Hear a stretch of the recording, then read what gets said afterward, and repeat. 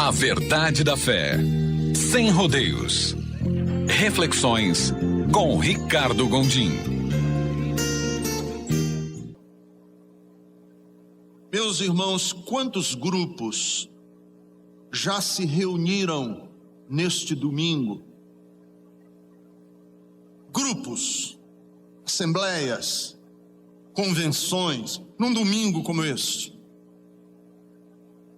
Grupos que se reuniram com as mais diferentes motivações. Assembleias, agrupamentos, convenções. Por exemplo, grupos que tentam e querem promover a cultura. Com certeza se reuniram neste dia ao redor de mesas, de salas, para projetar como é que eles podem aumentar o interesse das pessoas pela arte, pela pintura, pela literatura. Quantos grupos se reuniram durante o dia de hoje que estão engajados com a causa sindical? Grupos que se reuniram para lutar por melhores condições de trabalho em lugares insalubres. Grupos que se reuniram para lutar e reivindicar melhores salários. Mesmo num domingo como este, alguns grupos se reuniram para programar e projetar como vão ser as próximas eleições. Num dia como hoje, grupos das mais diferentes características se reuniram por mais diferentes motivos e pelas mais diferentes razões.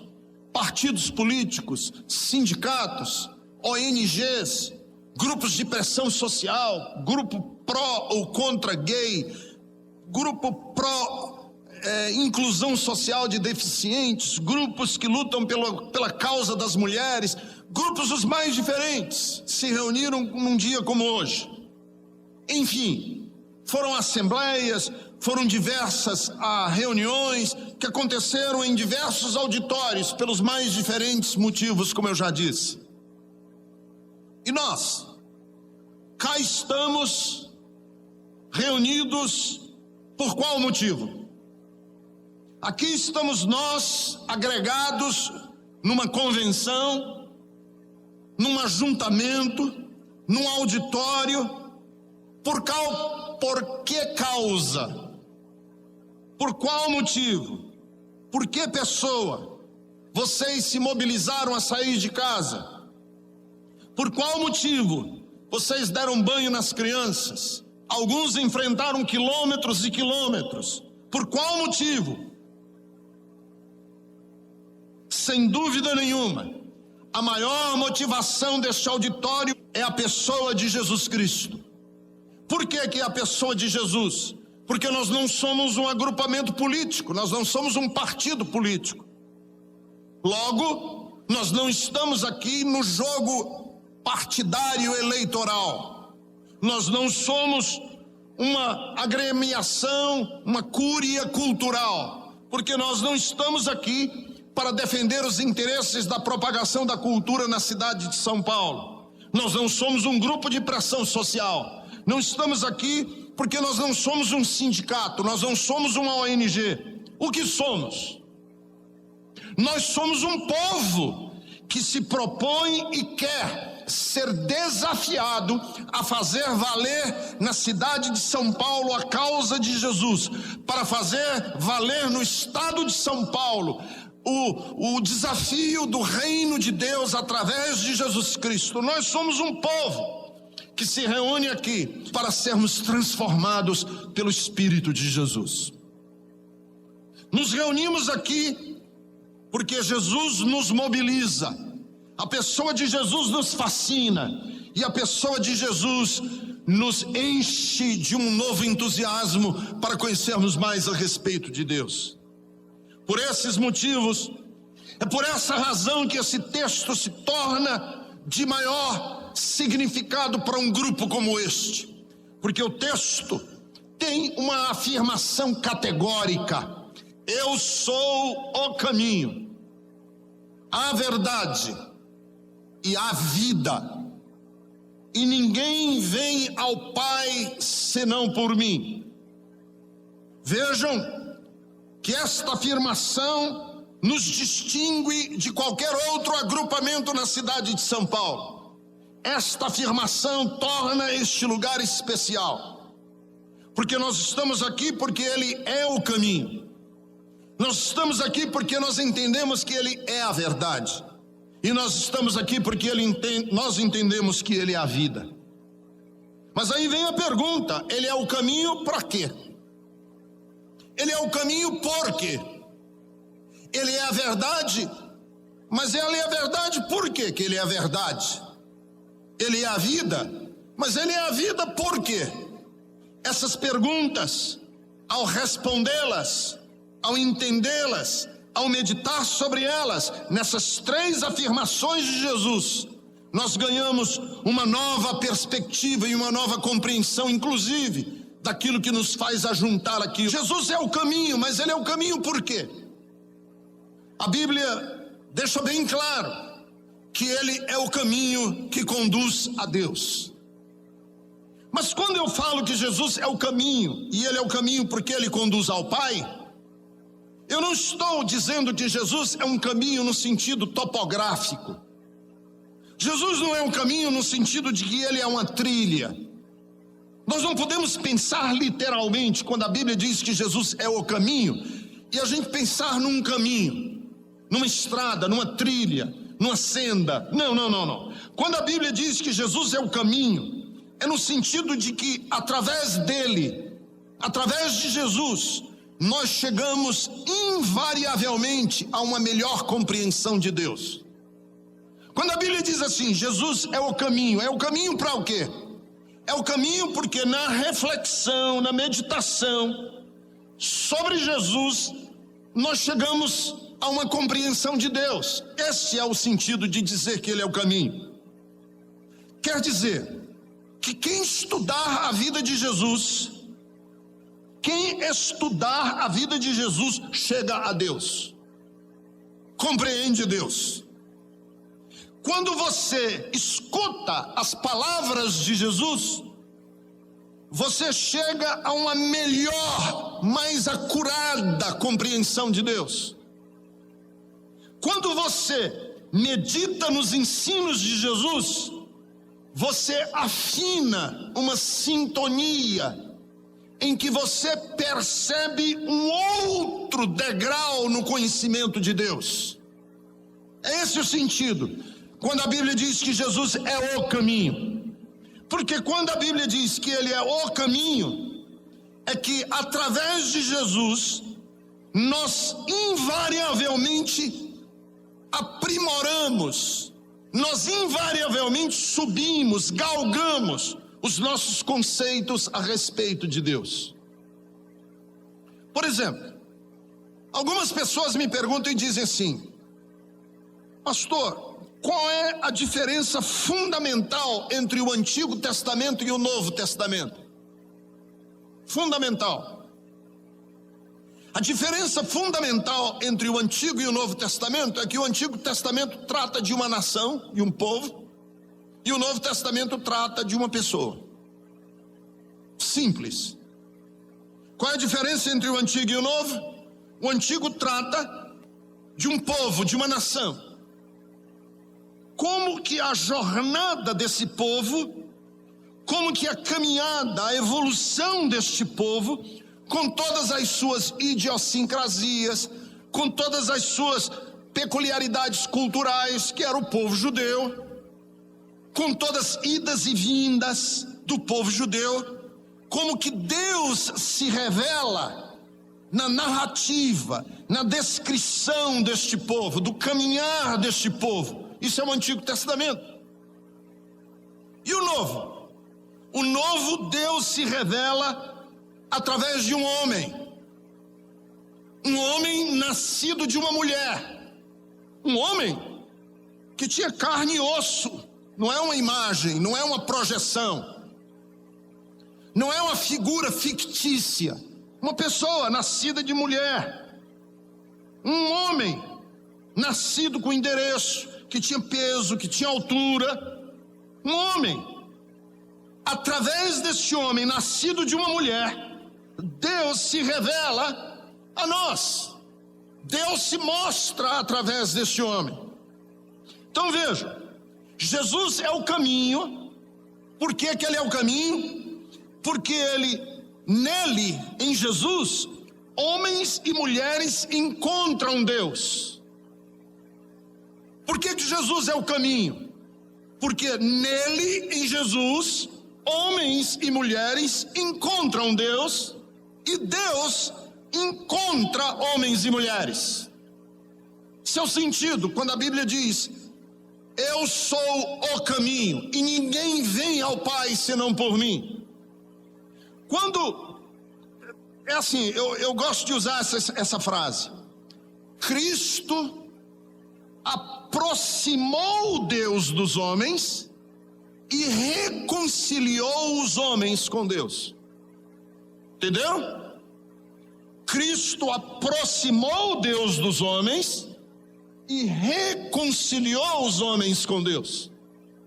Por isso é que ele é o caminho. Então, aí por que eu pedi para vocês prestarem bastante atenção no versículo de número 7? Porque nunca ninguém viu Deus. E João, particularmente, afirmou isso diversas vezes. Nunca, tanto nos evangelhos como na sua epístola universal, nunca ninguém viu Deus. Por quê? Porque Deus é invisível. Deus é invisível.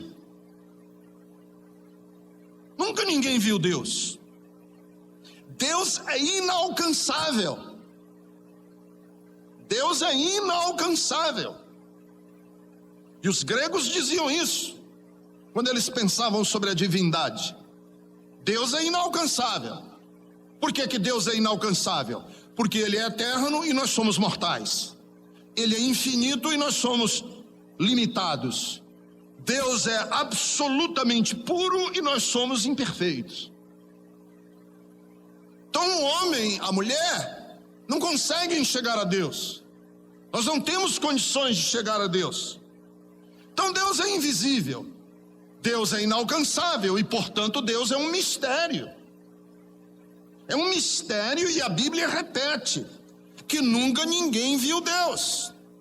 Mas esse Deus invisível, isso aqui é que é a grande revelação do cristianismo. Esse Deus invisível se manifestou num rosto humano. Deus não se fantasiou de gente, Deus não se vestiu de gente, Deus veio ser gente e se manifestou num rosto humano, que é o rosto do Filho do Homem. Jesus dava-se esse título. Inclusive era o título principal que Jesus, quando se referia a si mesmo, ele se dava. Ele se chamava de o Filho do Homem. Então, se nós não temos conhecimento de Deus, porque ele é invisível, e nós não podemos chegar a Deus, Deus se revela a nós através do seu Filho. Aí você me pergunta e diz assim: mas ele não já tinha se revelado aos judeus no Antigo Testamento? Mas era uma revelação imperfeita. Era uma revelação não completa, não verdadeira, não autêntica. Por que não era autêntica? Porque através de um povo, o povo não podia mostrar com exuberância as ações de Deus. E o povo culpava Deus por coisas que Deus não fazia. Colocava na conta de Deus chacinas, morte. E o Deus que ia sendo revelado no povo judeu, esse Deus que estava sendo revelado através do povo judeu, ainda não era completa a revelação. E aí o escritor aos Hebreus nos escreve no Novo Testamento: havendo Deus outrora nos revelado ou falado a nós através dos profetas, neste último tempo tem se revelado a nós através do seu Filho, a quem ele constituiu herdeiro de todas as coisas. Então você quer conhecer Deus? Quer ver Deus? Você tem que olhar para Jesus. Ele é a encarnação do Deus invisível. Por isso é que ele é chamado de Deus por Paulo, em Colossenses capítulo 1, dos versículos 15 ao versículo de número 17. Ele é a imagem do Deus invisível, o primogênito de toda a criação, porque nele foram criados todas as coisas nos céus, na terra, as visíveis, as invisíveis, sejam tronos, sejam potestades, soberanias, principados, potestades, tudo foi criado por meio de Jesus e para ele. Então, quando eu quero conhecer Deus, como é que eu faço? Eu preciso ter uma melhor percepção de Deus. Olhe para Jesus, porque Colossenses 2, versículo de número 9 está escrito: porquanto nele habita corporalmente toda a plenitude de Deus. E Pedro nos diz que ele é tão verdadeiramente Senhor, que em 1 de Pedro 3, 22 diz que depois de ir aos céus, ele está sentado à destra de Deus Pai, e estão subordinados a Jesus todos os anjos, todas as potestades e todos os poderes. Jesus é essa verdade de Deus. Por que Jesus é essa verdade de Deus? Porque nele nós vemos com certeza quem Deus é. Deus é parecido com Jesus, e Jesus é parecido com Deus. Nele, ele disse: eu agora já mostrei para vocês quem é o Pai. Agora olha para mim. Filipe disse: Senhor, mostra-nos o Pai, e isso nos basta. Jesus disse: Filipe, eu não estou com você há tanto tempo, e você ainda não percebeu que quem me vê, vê o Pai. Por isso é que a Bíblia Sagrada diz em 1 de João 5:20, nas palavras de João: também sabemos que o Filho de Deus é vindo e nos tem dado entendimento para reconhecermos o verdadeiro, e estamos no verdadeiro, em seu Filho, Jesus Cristo, porque ele é o verdadeiro Deus e ele é a vida eterna. Aí você diz: pastor, mas essa coisa da encarnação, de Deus encarnar e viver entre nós, o que tem isso a ver comigo? Tá bom, isso é uma bela afirmação do cristianismo. Eu sou o caminho, e ninguém vem ao Pai senão por mim. O que tem isso a ver comigo? Deixa eu só contar uma historinha.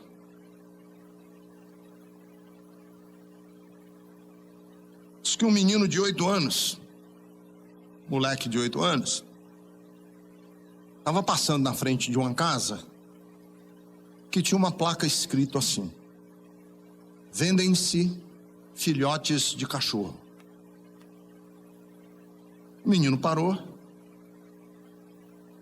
O dono da casa estava sentado numa cadeira de balanço, no alpendre da casa. E o menino disse: eu podia ver os filhotes? O dono da casa deu um assobio,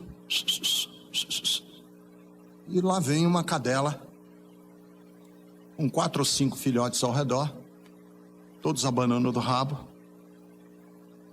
O menino olhou para a prole e notou que um dos filhotes mancava de uma perna. O menino perguntou ao dono e disse: quanto custa um desses filhotes? O senhor disse: R$50 cada um. Eu quero comprar o que manca da perna. Esse que está mancando da perna. O dono falou: não, esse eu nem quero vender, porque esse nasceu com uma deficiência. Ele nasceu sem os ossos das patas traseiras completos, e esse cachorrinho nunca vai poder pular, nunca vai poder brincar, nunca vai poder correr. Eu nem sei se quero vendê-lo. O menino olhou para o homem e disse assim: o senhor divide para mim os R$50 em 5 prestações de 10, que eu prometo que todo mês eu venho aqui, mas eu quero o manco da perna. O homem falou: você não entendeu? Esse é um cachorro que nunca vai brincar, nunca vai pular. E o menino então levantou as calças e mostrou aquelas abraçadeiras de aço nas pernas dele e disse: Senhor, eu também nasci com uma deficiência. E quando eu olhei para esse filhote, eu pensei: esse filhote vai precisar de alguém que entenda ele pelo resto da vida. E eu acho que eu vou entendê-lo melhor do que qualquer outra pessoa. Quando a Bíblia diz que Jesus é o caminho, é porque ele veio se tornar homem. Viveu as condições que você vive. Sofreu o que nós sofremos. Padeceu o que nós padecemos. E ninguém nos entende melhor do que Jesus, porque ele foi desfigurado na cruz.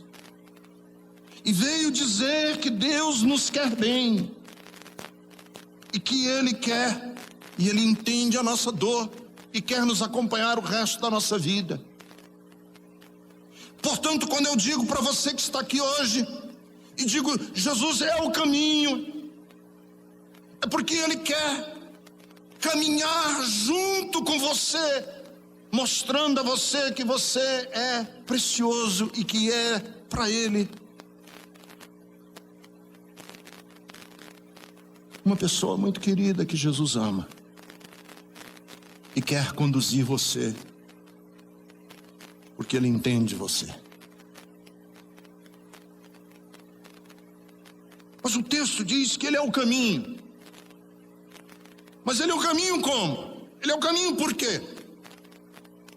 Porque ele é a verdade. A verdade. Você me pergunta e diz, mas que verdade? Jesus é verdade em que sentido? Deixa eu dizer, Jesus é a verdade porque ele nos conecta com a vida. Jesus não é a verdade porque ele é um conceito teológico, porque ele é um verbete num dicionário de filosofia. Ele não é a verdade nesse sentido. Jesus não é a verdade porque ele é uma confissão de fé verdadeira. Jesus é a verdade porque ele é a verdade de Deus na vida, na conexão com a vida. Entendam, que eu vou tentar explicar aqui. Se Jesus foi a mais perfeita revelação possível de Deus aos homens, ele é a mais perfeita demonstração de uma vida que nós devemos viver e ansiar. Jesus foi e é a mais perfeita revelação possível que nós podemos ter de Deus. E é também a mais perfeita demonstração. Veja que eu estou usando duas palavras. Ele é a revelação de Deus e ele é a demonstração da vida de Deus nos homens. A verdade que Jesus quer nos dar não é uma verdade de livros, não é uma verdade catequética, não é uma verdade confessional, não é uma verdade de igreja, não é uma verdade de teologia, é uma verdade que nos faz encher de justiça, de bondade, de solidariedade. É uma pessoa de verdade. Jesus é a verdade. Por quê? Porque quando ele viveu aqui no mundo, ele foi assim e mostrou para nós que existe uma outra qualidade de vida que nós podemos viver, que é a verdade. Viver com verdade, cheios de compaixão, de bondade. Então Nicodemos disse para Jesus no capítulo 3 de João: Tu és mestre vindo de Deus. E nós podemos dizer para Jesus o lado oposto dessa frase: Tu és Deus que veio para ser nosso mestre. Esse é o sentido da verdade. Entenderam a sacada? Nicodemos diz: Tu és mestre vindo de Deus. E nós dizemos: Tu és Deus que veio para ser nosso mestre. Então, quando eu preciso de referências para a minha vida, eu preciso de referência para ser uma pessoa mais humana, menos cobiçosa. Aí eu lembro das palavras de Jesus, de que vale o homem ganhar o mundo inteiro e perder a sua alma. Quando eu preciso de entender sobre acolhimento, sobre hospitalidade, eu me lembro que Jesus era apelidado de amigo dos pecadores. Quando eu preciso aprender sobre como me guiar na vida, como eu posso me orientar na vida, Ele é o meu bom pastor, o bom pastor que me guia. Quando eu preciso de um amigo que me ouça, porque às vezes eu não tenho com quem conversar, aí eu me lembro que o livro do profeta Isaías promete, no capítulo 9, versículo de número 6, que um filho nos deu, e um filho se nos nasceu, um menino nos nasceu, um filho se nos deu, e o seu nome é Maravilhoso Conselheiro. Quando eu preciso de me achar nas noites de insônia, que eu não consigo dormir e não consigo conciliar o sono porque minha cabeça está a 1000 por hora, eu me lembro que o choro e a ansiedade pode durar uma noite, mas pela madrugada vem a estrela da manhã, porque está escrito no Apocalipse capítulo 22, versículo de número 16: eu sou a raiz e a geração de Davi, eu sou a estrela da manhã. Quando eu preciso de perdão, porque o meu coração está opresso de culpa e eu fico com medo do que vai acontecer com a minha vida, eu me lembro que Ele é o meu advogado fiel e leal, porque está escrito em 1 de João 2, versículo de número 1: filhinhos, estas coisas eu vos escrevi para que vocês não pequem, mas se algum de vocês pecar, nós temos um advogado junto do Pai, que é Jesus Cristo. Então a minha vida é orientada, guiada pelas palavras, porque quando eu estou me sentindo esbofeteado pela vida e jogado num canto da estrada da vida, eu me lembro que Ele é o bom samaritano, porque Lucas capítulo 10, versículo 33 diz que Ele pega o que está jogado na beira da calçada e da estrada e põe na sua cavalgadura e promete que vai dar a ele nova vida. Jesus é o caminho e Ele é a verdade, verdade de vida. Viver com Jesus é viver com verdade, com integridade, porque Ele nos mostra, Ele nos guia para um outro tipo de vida, que é a vida que assume um projeto da verdade. Mas o texto diz que Jesus é a vida, Ele é o caminho, Ele é a verdade e Ele é vida. E é interessante porque é vida, porque é um projeto de vida que transborda para a eternidade. É um projeto de vida que não pode se dissolver, ele tem que ter continuidade. Então, se você tem Jesus no coração, você tem um projeto de vida que é tão lindo, que tem vida eterna nele. Não é só esperar o céu, é viver agora, mas viver de tal maneira que o que acontece agora me dá uma noção do que me acontecerá na eternidade. Qualidade de vida, vida eterna. Por isso é que se você está em dúvida sobre o amor de Deus e dizendo assim para você mesmo: mas eu já errei tanto na minha vida, eu não sei o que fazer, para onde ir.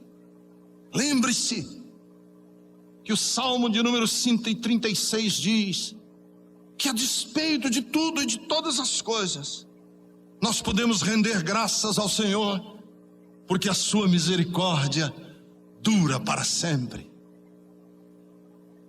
Quando você estiver se sentindo derrotado, você diz: pastor, eu não tenho vida, porque nas minhas iniciativas, nos meus empenhos na vida, eu não tenho para onde ir.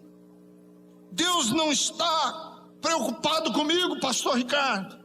Eu tenho boas notícias para você, e as boas notícias estão na boca do profeta Jeremias, que fala, inclusive, profeticamente da pessoa de Jesus, quando ele diz assim: no momento em que eu falar para uma nação, ou para uma pessoa, que vou arrancá-lo, que vou destruí-lo, derribá-lo, se esta nação, se esta pessoa se converter da maldição da qual eu falei, eu, o Senhor, me arrependerei do mal que pensava fazê-lo.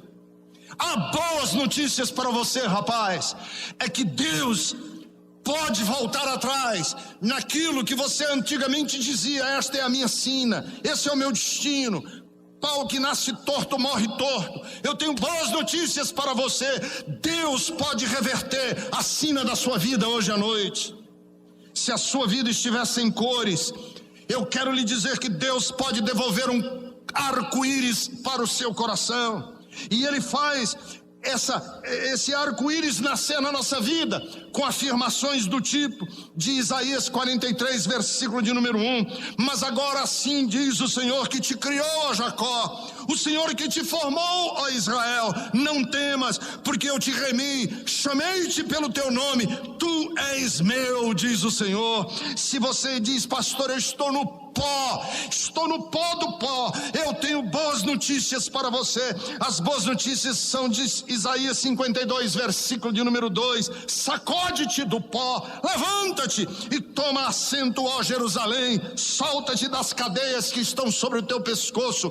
Por quê? Porque Deus é por nós. E como é que eu sei que Deus é por nós? Eu sei que Deus é por nós porque eu ouço as palavras de Jesus dizendo: não temais, pequenino rebanho, porque foi do agrado de Deus dar a vocês o reino de Deus. Você diz: pastor, eu me sinto abandonado, às vezes esquecido de Deus. Pois então escute Isaías 54, 7 e 8. Por um breve momento te deixei, mas com grandes misericórdias torno a acolher-te. Num ímpeto de indignação escondi de ti a minha face, mas com misericórdia eterna eu me compadeço de ti. E aí a gente lembra das palavras de Jesus que diz que eu vou estar com vocês todos os dias até a consumação dos séculos. Grupos se reuniram com as mais diferentes motivações, mas para nós faz todo sentido estarmos aqui hoje em torno do nome de Jesus, porque Ele é a verdade, porque Ele é o caminho e porque Ele é a vida. Ele é a vida, Ele é a verdade, Ele é o caminho. Em qualquer equação, de trás para frente, do meio para trás, de trás para o meio, Jesus faz todo sentido para nós. E é essa mensagem que eu quero dizer para você, que Jesus veio para reformar, para corrigir, para afinar, para aperfeiçoar toda a compreensão que você pudesse ter de Deus, da vida, da eternidade. Porque Jesus disse para Filipe: Filipe, há quanto tempo eu estou com vocês e você ainda não percebeu que quem vê a mim vê o Pai? Nunca ninguém viu Deus, mas agora vocês o já têm visto. Você viu Deus aonde? Eu vi Deus nas palavras, no rosto, nos gestos, na vida, na morte e na ressurreição de Jesus. Por isso eu quero ser dele e eu quero que ele seja meu.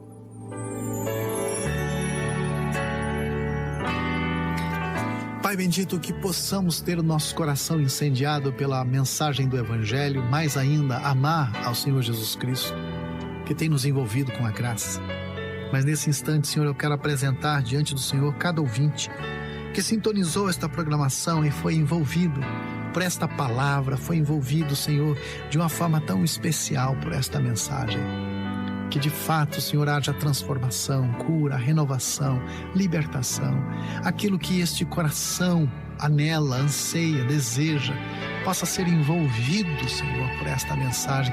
Mas ainda Teu Santo Espírito trabalhe em cada coração e possa, sim, trazer vida. Possa, sim, ó Deus, fazer com que haja uma novidade de vida em um coração incendiado de amor, imerso, Senhor, no amor que há em Cristo Jesus. Eu rogo a Ti, nesse nome tão precioso, Jesus Cristo, nosso Senhor e Salvador.